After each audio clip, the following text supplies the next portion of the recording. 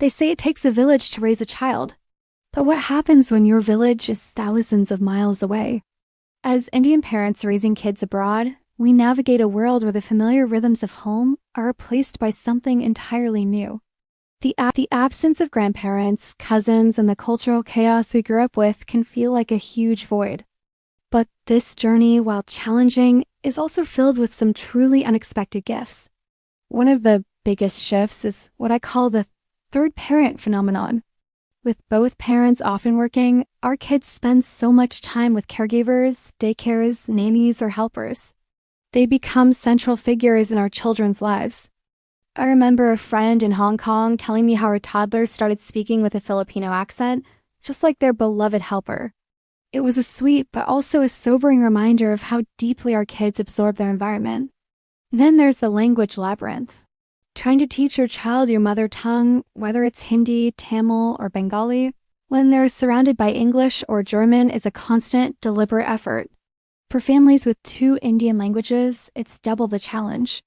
We're not just fighting for vocabulary.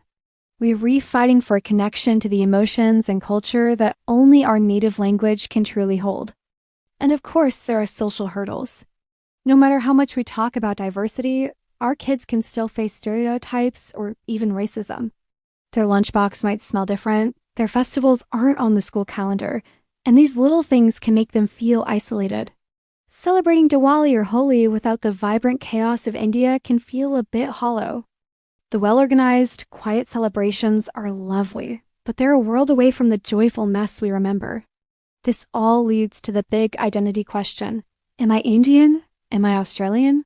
Can I be both? Our children grapple with questions we never had to. Their entire world, their friends, their school, their pop culture is rooted in their host country. They can feel like outsiders, both at home and when they visit India. Each country brings its own unique flavor to this challenge too. From mandatory national service in Singapore to the high turnover of friends in expat hubs like Hong Kong. But despite all this, the advantages are profound. Our children become citizens of the world. They're often effortlessly multilingual, navigating different cultures with a fluency that's just incredible to watch. They develop a natural empathy and a global perspective that is priceless in today's world. They learn independence and resilience from a young age, and have access to amazing opportunities in sports, arts, and education. So how do we build our own village? We have to make the extra effort. We schedule trips to see cousins, have grandparents over for long stays, and use technology to keep them connected. We enroll them in dance or language classes to create a formal link to their heritage. And most importantly, we have to be present in their world. Go to the parent coffee mornings, volunteer for school trips.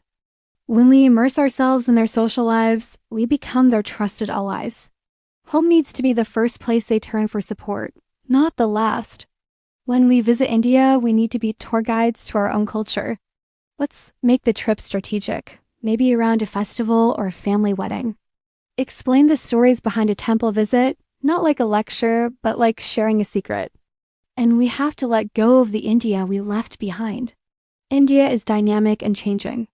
Imposing a romanticized, outdated version on our kids will only push them away. It's all about finding the balance.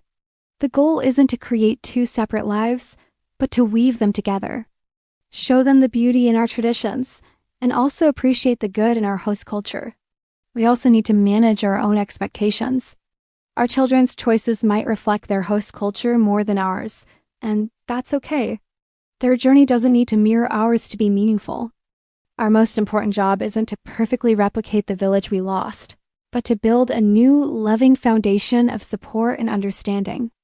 Where the old traditions cannot be replicated, create new ones together and keep the spirit alive. As the author J. Deepak wrote, an identity is not about how you see yourself, but also how the world sees you. Our role is to help our children wear their Indian identity with pride not as a barrier, but as a strength that connects them to a vast, ancient civilization, enriching their global lives. Thanks for watching. If this resonated with you, please like, share, and subscribe for more conversations like this.